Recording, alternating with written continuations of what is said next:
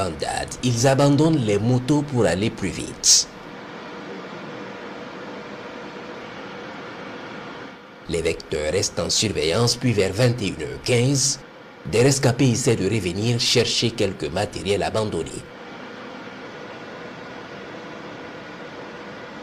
Ils sont suivis et frappés efficacement.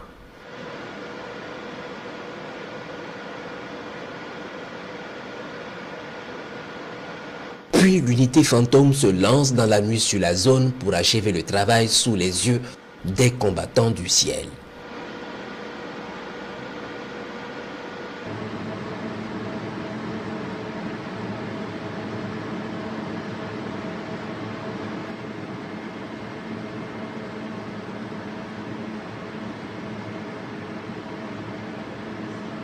Plusieurs criminels sont neutralisés et du matériel récupéré.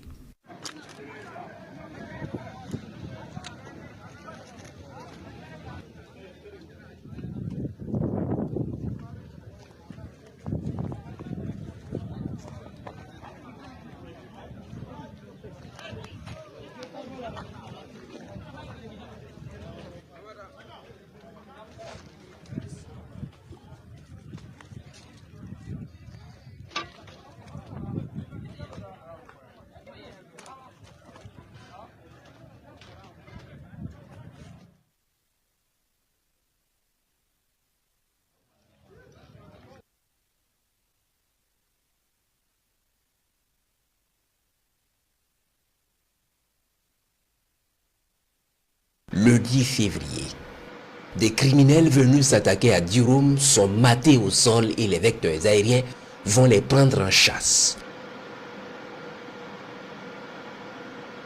Ils seront rattrapés vers le village de Kassoum.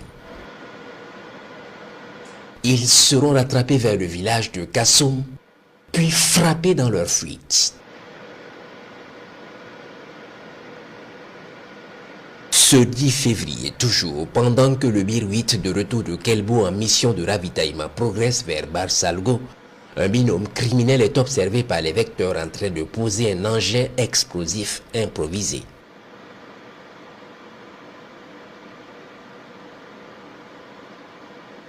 L'unité est alertée, puis il est mis fin à la manœuvre funeste de ces criminels.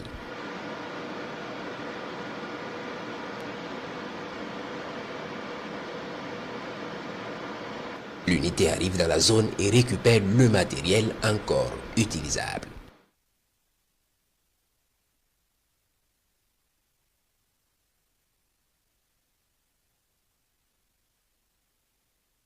Ce 14 février, il est 6h10 lorsque les vecteurs sont alertés d'une attaque contre la position de Dargo. Vite, ils y mettent cap et trouvent l'ennemi en fuite.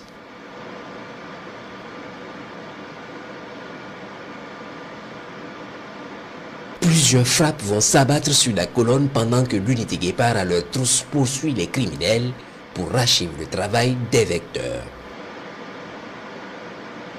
L'unité ratisse et récupère le matériel encore utilisable.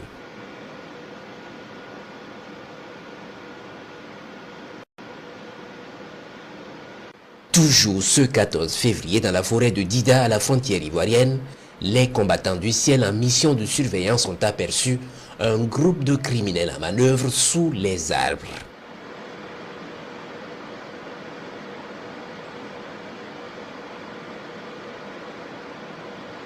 Ils se retrouvent sous un grand arbre et seront foudroyés efficacement dans la foulée.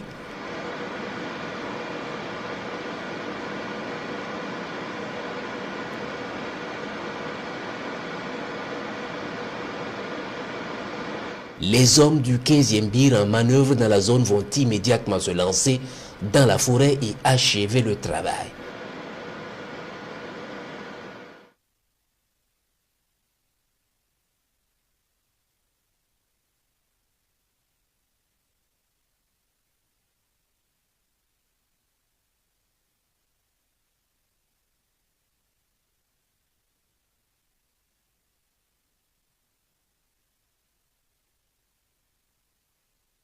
Toujours ce 14 février, il est 15h30, Lorsque les vecteurs aériens sont alertés d'une attaque à Balga, très vite, ils arrivent et trouvent les criminels en débandade face à la riposte des VDP.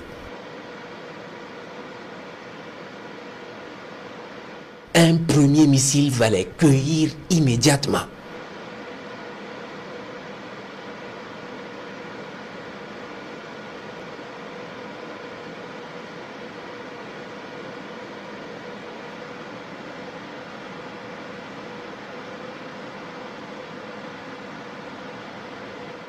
Puis un autre va les accompagner dans leur fuite.